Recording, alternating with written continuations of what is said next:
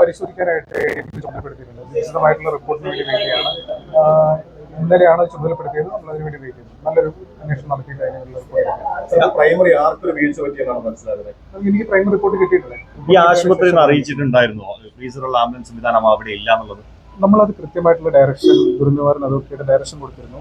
എത്രയും പെട്ടെന്ന് പോസ്റ്റ്മോർട്ടം ഉൾപ്പെടെയുള്ള നടപടികൾ സത്വര നടപടികൾ സ്വീകരിച്ച് മൃതദേഹം ബന്ധുക്കൾക്ക് കൈമാറുന്നതിനുള്ള നിർദ്ദേശം കൊടുത്തിരുന്നു. അവിടെ സംഭവിച്ച കാര്യത്തിനെ കുറിച്ച് കൃത്യമായിട്ടുള്ള റിപ്പോർട്ട് എനിക്ക് വരുന്നതാണ്.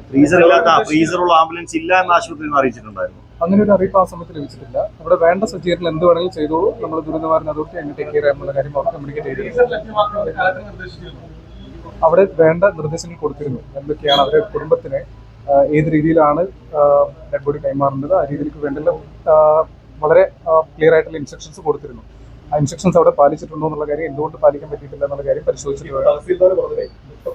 പ്രൈവറ്റ് ആംബുലൻസ് ആവശ്യപ്പെട്ടത് അത്രയും തുക കൊടുക്കാൻ പറ്റില്ല, അതുകൊണ്ടാണ് ഈ ആശുപത്രിയുടെ ആംബുലൻസ് ഡിപ്പെൻഡ് ചെയ്തെന്നാണ് പറയുന്നത്. അങ്ങനെ ഒരു അറിയിപ്പ് എനിക്ക് ലഭിച്ചിട്ടില്ല. അങ്ങനെ ഒരു ഇൻഫർമേഷൻ കിട്ടില്ല. അത് ഇപ്പോൾ അന്വേഷണത്തിന്റെ ഭാഗമായിട്ട് അത് റേറ്റ് ചെയ്തിട്ടുണ്ട്. അങ്ങനെ ഒരു എമൗണ്ട് പറഞ്ഞാൽ തന്നെ ഏതാ ഫണ്ട് പാസ്സാവുന്നില്ല. അങ്ങനെ ഒരു പ്രശ്നം അത്തരത്തിലുള്ള വിഷയങ്ങളൊന്നുമില്ല. നമുക്ക് എന്ത് സൗകര്യങ്ങളും ജില്ലാ ദുരന്തനിവാരണ അതോറിറ്റിയുടെ ഭാഗം ചെയ്തു കൊടുക്കാവുന്നില്ല. ആ കാര്യം ഇൻഫോർമേഷൻ ചെയ്തിട്ടുള്ള അതിന് വേണ്ടിയുള്ള ഉദ്യോഗസ്ഥരവിടെ നിയോഗിച്ചിട്ടുള്ളതാണ്.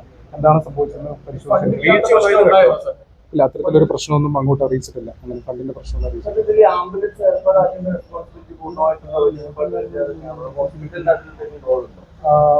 ഹോസ്പിറ്റലിന് പോസ്റ്റ്മോർട്ടം നടത്തി ബന്ധുക്കൾക്ക് കൈമാറാനുള്ളതാണ്. ബാക്കി അതിന്റെ നടപടിക്രമങ്ങളെല്ലാം എന്താണെന്ന് കൃത്യമായിട്ടൊരു അന്വേഷണം വരുന്ന സമയത്ത് കൃത്യമായിട്ട് തിരക്കാനായിട്ട്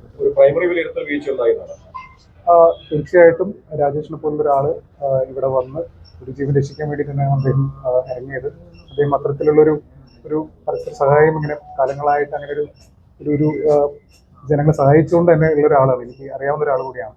അപ്പൊ അതുകൊണ്ട് തന്നെ രാജേഷിന്റെ ഒരു മൃതദേഹം അവരുടെ കുടുംബം ആവശ്യപ്പെടുന്ന രീതിയിൽ തന്നെ എത്തിക്കേണ്ടതായിരുന്നു. അത്തരത്തിലൊരു വീഴ്ച നടന്നിട്ടുണ്ടെങ്കിൽ അതെന്താണ് സംഭവിച്ചത് ഇക്കാര്യത്തിൽ എന്തെങ്കിലും രീതിയിലുള്ള വിശദീകരണം ആശുപത്രി സൂപ്രണ്ടിന്റെ ഭാഗത്തുനിന്നുണ്ടായിട്ടുണ്ടോ? നമ്മളിപ്പോൾ അന്വേഷണ ഉദ്യോഗസ്ഥനെ നിയമിച്ചിട്ടുണ്ട്. അദ്ദേഹം വിശദീകരണം അവരെ കേട്ട് വിശദമായിട്ടുള്ള റിപ്പോർട്ട് എനിക്ക് സമർപ്പിക്കും.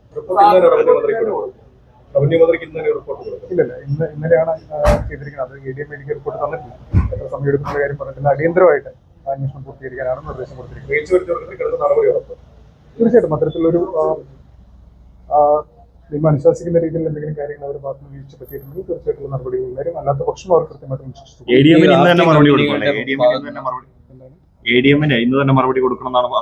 ഇന്ന് തന്നെ അവർ ഹിയറിംഗിന് വിളിച്ചിട്ടുണ്ട്.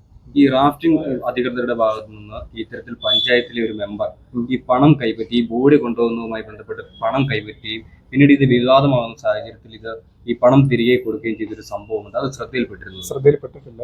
അങ്ങനെ ഒരു വിഷയം നിങ്ങൾ പരിശോധിക്കാം.